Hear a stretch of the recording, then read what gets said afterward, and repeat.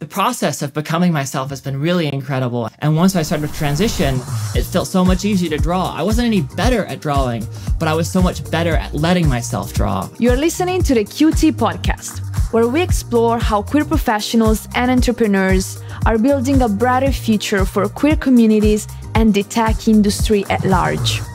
I'm Margi Marchetti. My pronouns are they, them, and welcome to the QT podcast. Hi, my name is Claris Cyarron. I am the creative director and co-founder of Silverstring Media. I am an architect turned narrative designer turned creative director who's been working in games for about 10 years. Our podcast talks about queer people in tech. So we want to know about your journey, your experience, and, the insights that you learned along the way. So let's dive into it with your origin story, as we like to call it. How did you start working in tech? My educational background is in architecture, and I kind of found my way into tech in a kind of an interesting way. I met my business partner, Lucas Johnson, and we co-founded our studio, Silverstring Media, together. I met him at a wedding with a mutual friend. We were just hanging out and chatting, and I was still very much like an architect at that time, but I was also always interested in video games, always interested in technology, and I was quite keen during my time in the academy to kind of study the intersections of video game design, digital spaces, and architectural traditions, architectural praxis, etc. I was kind of talking his ear off on that. And unlike in a lot of situations where people are just like, get me out of here, like, oh, I've got to go get a beer. Let me go into the hopelessly long, drink line or whatever. Instead, we just hung out and chatted for quite a while and made kind of a commitment to keep the conversation going. It turned out that we lived in the same city. We were both visiting this friend for the wedding. We made appointments to kind of catch up, have some more drinks, chat, share more knowledge. And from there, within a couple of months, Lucas was giving me a few writing tasks to kind of consider. Lucas was working as a kind of sole practitioner as a narrative designer and a scriptwriter in games the time, and he had a few clients, and he brought me in as kind of, I think, partly a test and also partly because he was really looking for someone to kind of bounce ideas off of. Around the time he was working on Extrasolar, which is a really exciting kind of strange game about controlling a rover on an extrasolar planet. My first full contract in games was doing some script doctoring and adjustment for the script of Crypt of the Necrodancer. It was very fun to kind of get to work on a really exciting game. I was kind of a big fan of Crypt of the Necrodancer.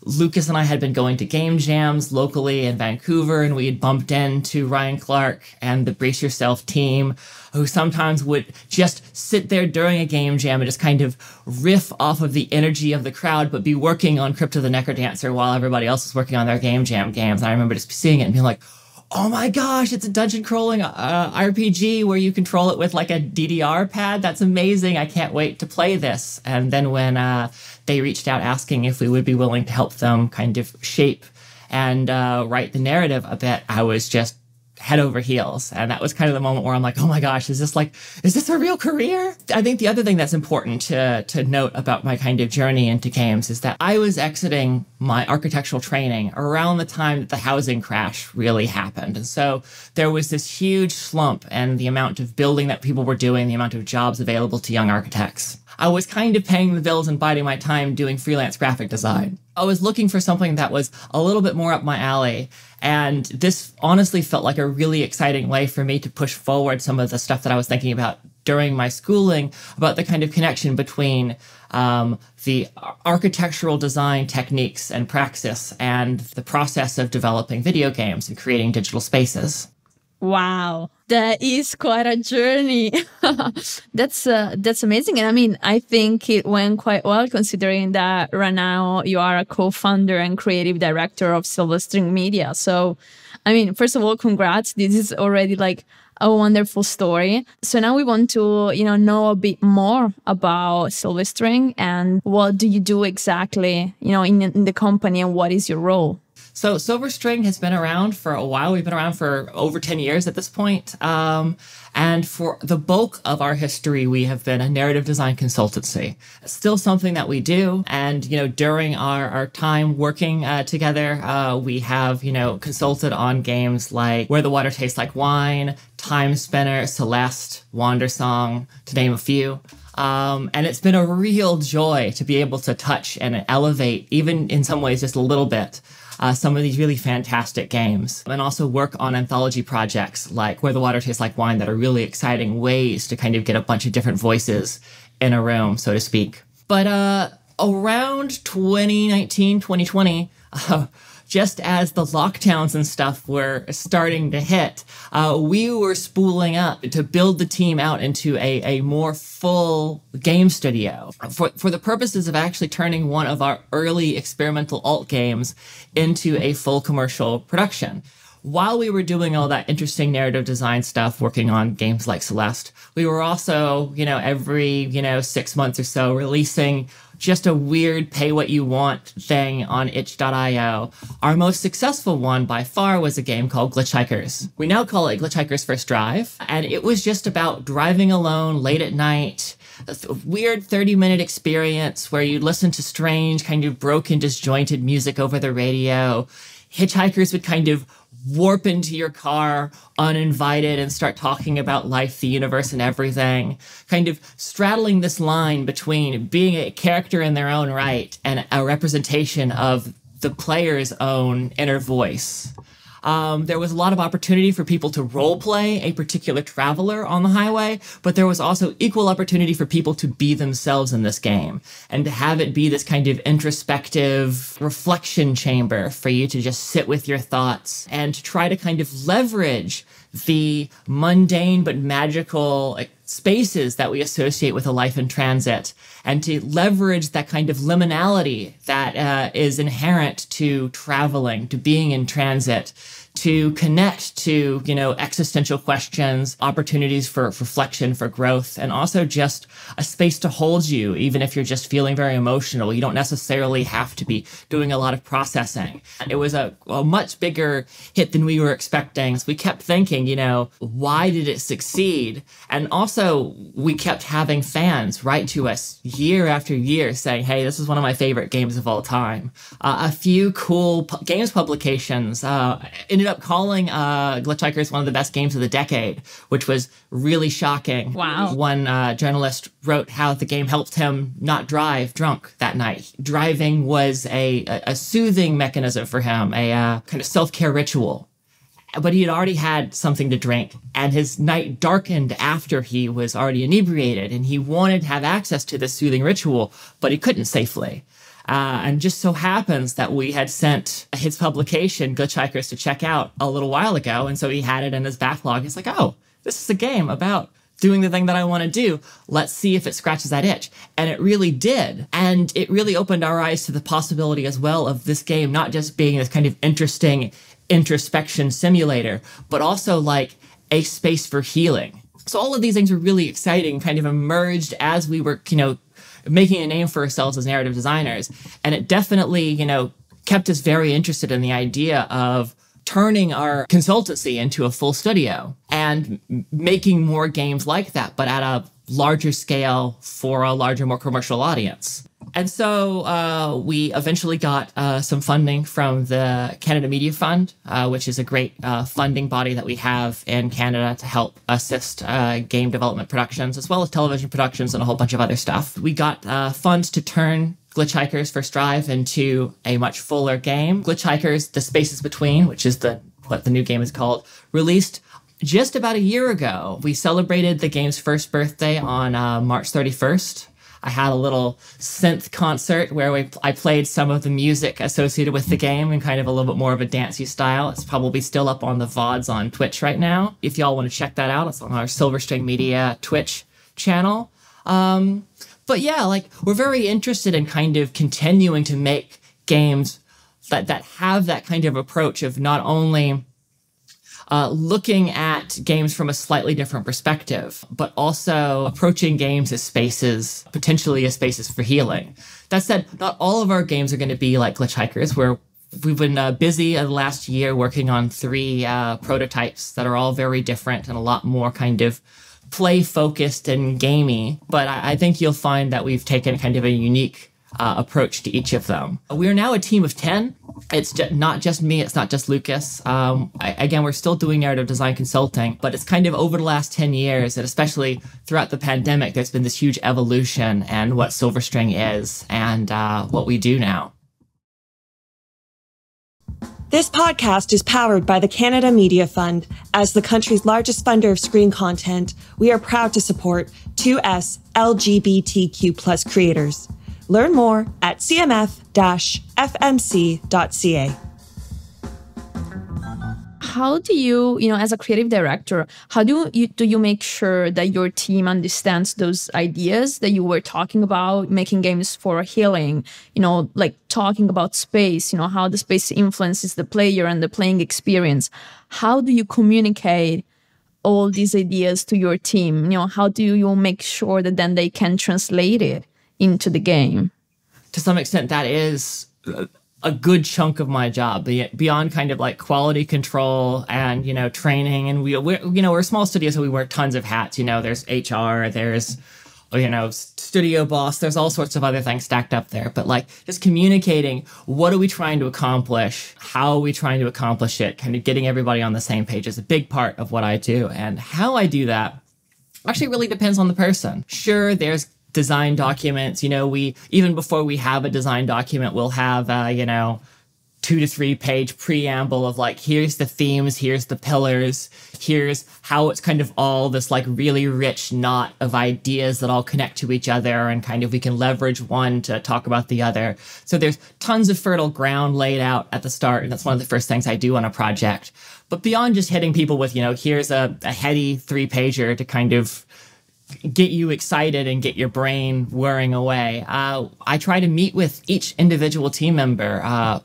For the last few years, it was every single week. We're now getting to a place where we know each team member well enough to kind of change that. Some folks want to meet once every 2 weeks. Some folks want to meet once every week. And then occasionally I'm taking a week off just to catch a breath and to do some deeper work. But a lot of it is just down to like one-on-one communication, and also not super formal too. It's like sometimes those one-on-one desk visits are, okay, you're working on this task, let's break it down, let's talk about like, what are we going to do? Sometimes it's, hey, we're just going to talk about the kind of theoretical underpinnings, keeping those conversations ongoing, feeling like game development is an ongoing individualized conversation where we're learning from each other. We are, putting ideas together and seeing how they work, and also taking a step back, looking at what we're making, trying to kind of keep the vision, and also talking, in the very granular brass tacks about like, here's how this pipeline is going to work. Here's what my next 48 hours are going to be. Here's what my next deliverable is going to be. And that flexibility is great. And sometimes it's also just like, here's some media I like. Here's some art I like. Let's talk about like why we like it. That kind of ad hoc, evolving and individualized process, I think, is really great to get each artist on our team, each creative, really steeped in the ideas, but also free to play and express their kind of thoughts and their kind of thinking around the subject. We talked about your professional career up until now, and we want to hear more about your personal journey now as a queer person, as, your journey of realization of coming out as a trans woman. How did that go? And how did that also influence, if it did, your career? Oh, honestly, if I could be completely honest, I'd have to say it was the inverse. My career hugely influenced my coming out. So first of all, I started this first transition from architect turned graphic designer turned narrative designer before I realized I was queer and before I came out as trans. One of the first conferences that Lucas and I went to as young narrative designers was this fantastic Feminist in Games conference that happened in Vancouver in 2013, I think. We were kind of steeped in this kind of growing conversation of feminist and queer discourse emerging in game development. And that was really interesting, but it was always like, I'm an ally. This is really interesting. This is the kind of stuff I want to put out into the world, but it doesn't affect me personally. Of course not. Of course not. No. All that stuff was like safely in the vault for a while. I grew up in the Deep South, and that is why kind of my identity was deep in the vault, because my particular survival strategy was just to put it in a box, don't ever look in the box, don't acknowledge the box until you're well and truly safe. And for me, that meant not only being in a place, British Columbia in Canada, that is much more accepting and much more willing to protect and continue to protect trans folks, queer folks, etc., through protection of law. I needed the safety and protection of artistic expression and an artistic community, being able to get everything I needed from the intellectual side to the kind of expressive, to the playful, to the just meeting with people who I resonated with. All of those things are really important to me feeling safe to kind of subconsciously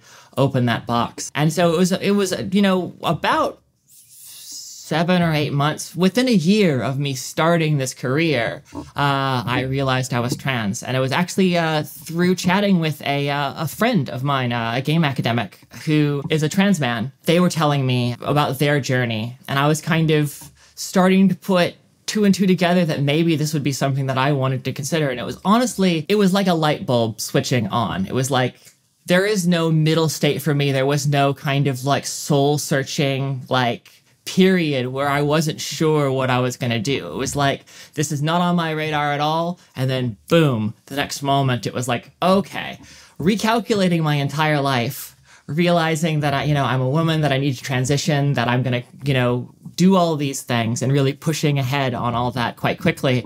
It was very invigorating. And I had already structured my life. I had already structured my career around having people like my business partner, like these intellectual collaborators, and this overall scene. I had already had all this support. I didn't realize I was building for this moment, but it made the journey so much easier. Not to say that transition is ever easy, or that there aren't many things that society could do to make transition easier for folks. It was this moment for me where I just suddenly realized what I needed to do, and then I set about doing it over the subsequent 3 or 4 years. I mean, it really depends on like how you define when a transition starts and stops. Does it ever stop? I don't know. For me, it was this very like on-off switch. And once I kind of realized and knew, there was no closing that box. There was no unringing that bell. Hi, I'm Day, the producer of the QT podcast. The QT podcast hosts interviews with inspiring 2S LGBTQ+ professionals and entrepreneurs in the tech ecosystem. We've created this podcast with the hopes to influence positive cultural change by creating a platform for sharing experiences, achievements, and challenges faced by members of the 2S LGBTQ+ community. Thank you for listening. The process of becoming myself has been really incredible. And the thing that surprised me the most is so many of the issues I was struggling with as a young architect, as a young designer, struggling to express myself, or struggling with, what I thought was like the discipline and praxis of making art, got so much easier when I started my transition. When I started to really understand myself and stop kind of constraining myself to be, I guess, safer subconsciously, protecting myself, then I was no longer really resisting my own creative urges. And it felt much easier to just follow those and follow through with my ideas. And so I found that I became much more creative, much more expressive, much better at my job, much more articulate, and much more free to dabble in other forms like things that I had been training on, like sketching, drawing, painting, as ways to kind of approach architectural design and graphic design that felt stilted and hard, and just like I'm practicing and practicing and practicing, and one day this will feel easy. One day I will have practiced enough to where this will feel easy to access as a skill. It was actually never about practice at all. It was about me being more comfortable for myself and me stopping kind of restraining myself personally, I kind of from the identity standpoint. And once I started to transition, it felt so much easier to draw. I wasn't any better at drawing, but I was so much better at letting myself draw, if that makes sense. Yeah, it totally does. And I mean, I can relate to that completely to, you know, in my own journey. So like, thank you to putting it into words, you know, so well said, really. You mentioned that you felt safe when you came out in the, you know, in the game industry, but what was the climate in general in the industry regarding queer representation? Yes. Excellent follow-up question. So, yeah. And also just like, please, audience at home, imagine like a big asterisk after the word, I guess, safe in the sentence. I felt safe, with a huge footnote at the end. Cause like, my immediate surroundings, the people I was working with, and even some of our clients made me feel safe, made me feel seen and accepted. And that was fantastic. But meanwhile, the overall climate was very hostile. I ended up realizing I was trans right at the beginning of a very notorious harassment movement in games that happened online, a lot on Twitter, but also, you know, across the internet. Their targets were very specifically women, especially those who dared define themselves as feminists, people of color, and queer people. And they had a particular penchant for attacking trans women. As I was kind of feeling free and liberated and like moving very quickly and purposefully with my transition, in my personal life and, you know, evolving my individual professional connections, coming out to people, etc., that I was working with or clients, I had a very tough choice. It felt very much at the time that I had a choice between carrying that process through and coming out publicly, leveraging the connections that I had made in my first year of the games industry and saying to everyone, hi, you know, here I am. My name is now this. I identify as a trans woman, etc. It's lovely to meet you, which in some ways, you know, is a very scary part of the coming out, but also in some ways it's like kind of this wonderful capstone because most of the time it's just people coming into your mentions and being like, that's fantastic. It's great to meet you again or whatever. Like, you know, these are your friends. These are people who like you, who appreciate your voice. And, you know, part of that voice is changing, but, you know, oftentimes people just assume that you're becoming more you, which is true.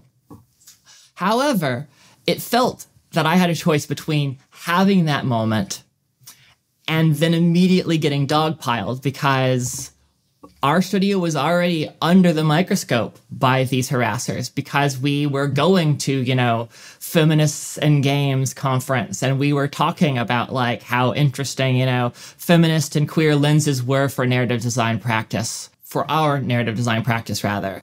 I was basically faced with the choice of come out publicly and be harassed, or don't come out publicly and just create a whole new identity online, start from scratch, and individually reach out to people and be like, hi, here's the story, etc. Which was ultimately the choice that I took. And I don't regret that because I think in a lot of ways it kept me safe and it allowed me to continue to work in this industry. I don't know if the resulting harassment would have washed me out. I was feeling pretty vulnerable. I mean, as much as I felt like, wow, my life finally makes sense. I can move with purpose through my transition while also, you know, doing narrative design, contributing on games like Where the Water Tastes Like Wine. All this stuff was kind of happening around the same time. Yeah, it felt very much like to come out meant to endure the kind of worst case scenario, which is being outed in a way where people are trying very hard to make it a bad thing,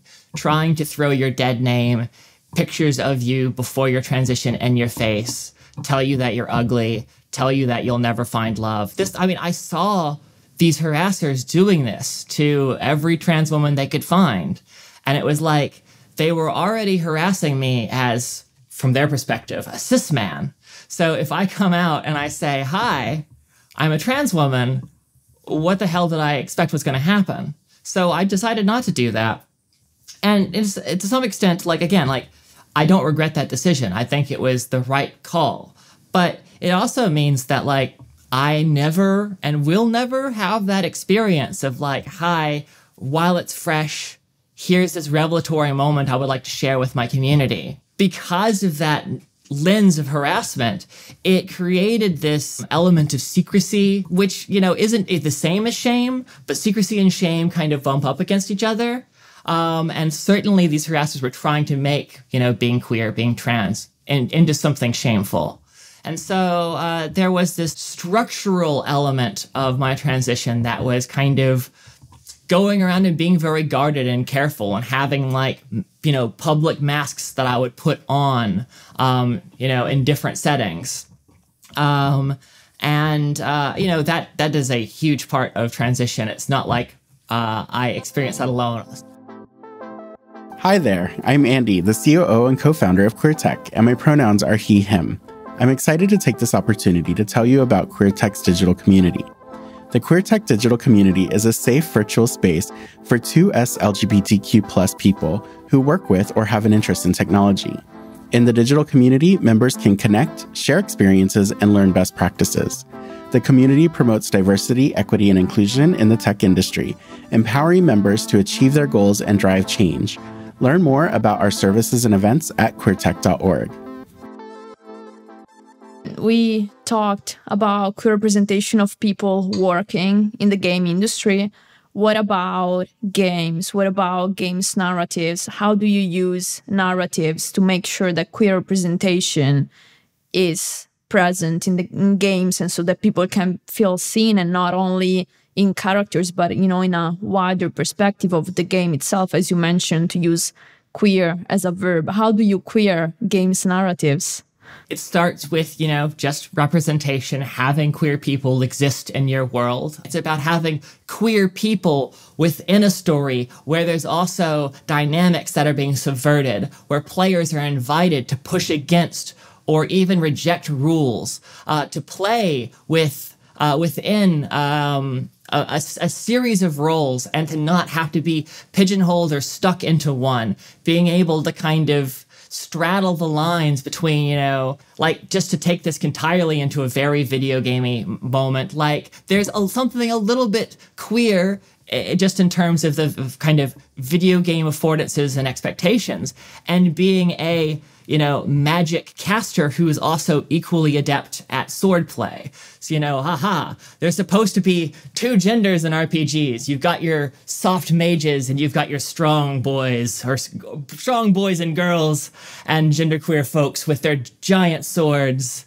And it's like, there's only two. And it's like, well, why not both? Why can't I straddle this line? Why can't I mix and match and play within this possibility and kind of break down these expected roles into something that fits me personally? I mean, again, those are in some ways queer dynamics, but it's not just about having that. It's also about having actual queer people in your story talk about hi, I'm queer. Here's how these things relate. Here is how my queerness relates to the world in general, but also setting all these things up to where players are able to compare what is happening within the confines of the story world with what is happening outside of the game as well. Because games don't exist in a vacuum. We shape our view of the world through much neater and tidier structured stories, which always choose to cut out a lot of the complexity of reality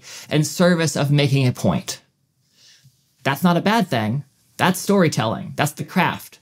But you have to be very intentional about what you're cutting out. I think that video games are this really powerful way for us to not retreat from the world forever, but to take a step back from the world and process or experience a certain part of what we have learned from our time in the world, put it in a more useful order, or to have the space to unpack it or just feel the weight of it.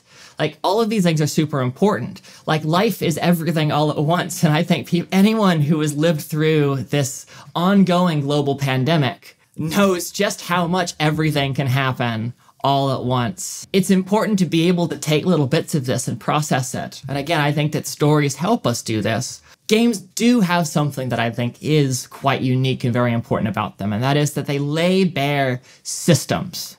They walk players through systemic ways of moving through the world, of being in the world, of seeing cause and effect cascade through. They are not always simulations, but often they are simulating something. And I think that's really important.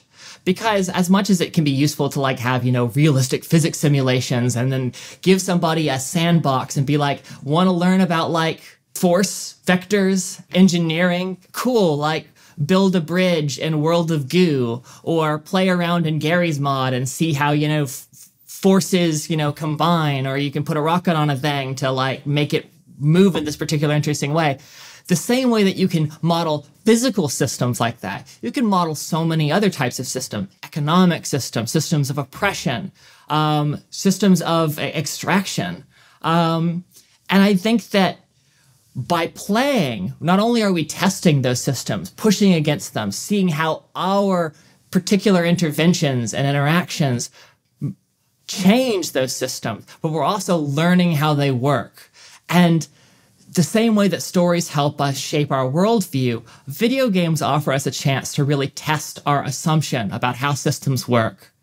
And I think that that's super useful, whether it is, a purely thematic or intellectual system that you're modeling just through your narrative design, or whether this is something that's scripted. These plants are going to grow in this particular way, and if you burn down this forest and come back a month later, it's taken over by this invasive species of mushrooms or whatever. That's, a system that is modeled physically in the game, but it also shows how, there's not this kind of perfect equilibrium of an ecosystem. And if you disrupt it, it will just eventually push back to the same point. It's putting the lie to that and showcasing that nature is always in flux. And when you create a vacuum, you have no idea what is going to fill that vacuum. I think that's really fascinating. And I think that especially as we continue to make decisions as a species that impoverish and harm our planet's ability to support life of all kinds, as species are dying out, as the world is warming, and species are adapting to this warming, we need to remember that it's not just a one-to-one. We have no idea what is going to change. And I think that there's a lot of opportunity for video games not only be this great continually ascendant media form that we are getting our storytelling and therefore our worldview from, but also opportunities to test that worldview and to test assumptions about individual systems that make up that worldview and come out with a much more nuanced, much more informed perspective, which I think is essential if we're going to solve the problems that face our species over the next 150 years. Hi, my name is Naufel. I am the CEO and co-founder of QueerTech. And QueerTech is a nonprofit based in Montreal. And our mission is about queering the tech ecosystem. And what it means is increasing 2S LGBTQ representation in the tech industry, helping queer people advance their career in tech and launching tech businesses. I have one last question that I would love you to answer. How do you put all these learnings into your day-to-day work, in the sense that you are, what we would describe as a queer leader in tech, because you are amazing. And we are like really listening to you and being fascinated by what you say. And so how do all these worldviews and, all these learnings from queering games and queering narratives influence your leadership style as a leader in tech? They do influence my leadership style, but how, it really depends on the project. Because the one thing that we don't want to do is find ourselves in the position that I think most everybody finds themselves in, of just being completely overwhelmed by everything. Because when that happens, your brain just throws it down the memory hole. Like, oh yeah, great. Like a giant chunk of ice sloughed off of Antarctica. It's the biggest chunk of ice to slough off of Antarctica in the history of the world. Great, that's just going in the memory hole. I can't remember that anymore because I'm not a climate scientist. I know things are bad, but like, things are still bad. Okay, I don't have any idea what I can do with that, etc. Like, it's not enough to just be like, there are big problems out there and we need to be connecting those problems to the games we're making. It's like, that's honestly a way to kind of get stuck in a panic spiral, or to try to make something that is talking about everything and ultimately says nothing. It's much more important to take a step back and ask yourself, what is it you really want to talk about? And give yourself license to be granular. Don't just become the expert yourself. Turn to the people who spend their time thinking about this stuff and leveraging the knowledge and the discipline that has been built up and the language that has been built up around communities is really important. If you're making a game about trauma, a particular trauma, find the communities that are organizing around surviving that trauma.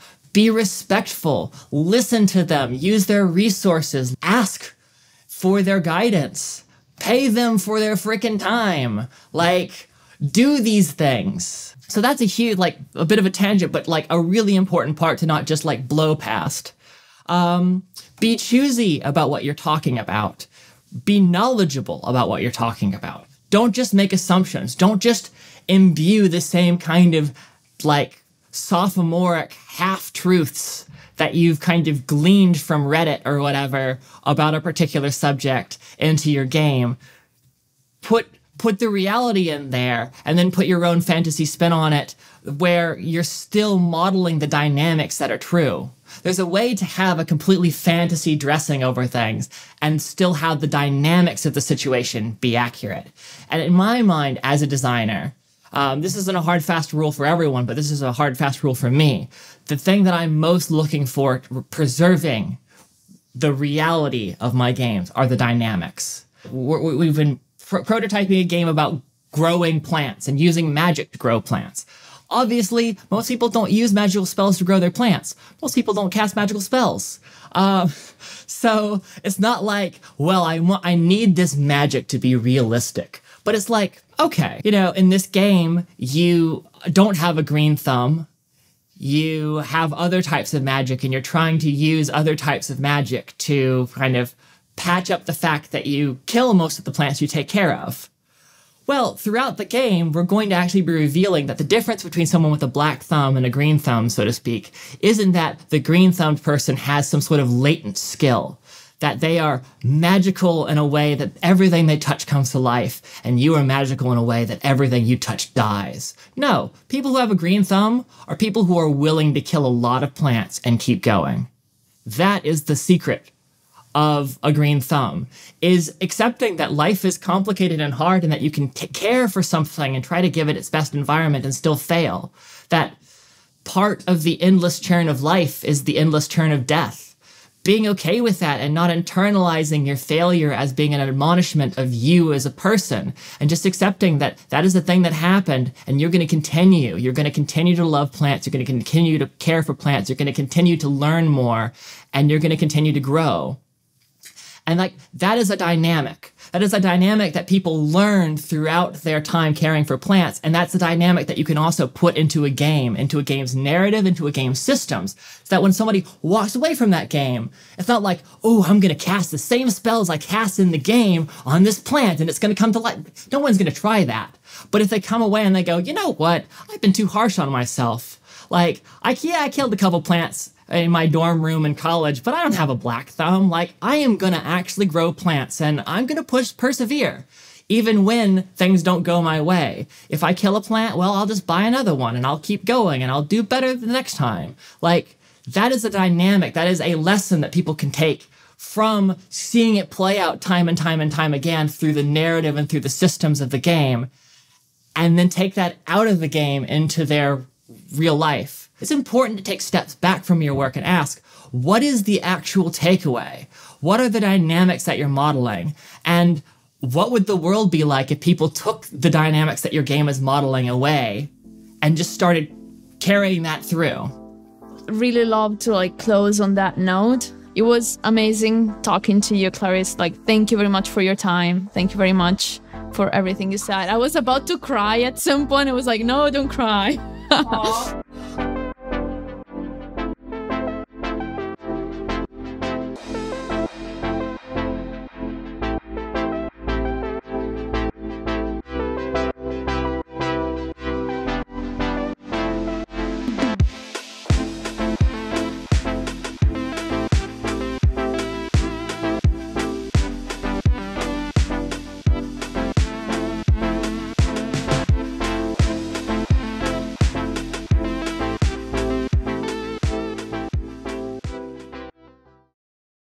At RBC, diversity and inclusion is more than a value.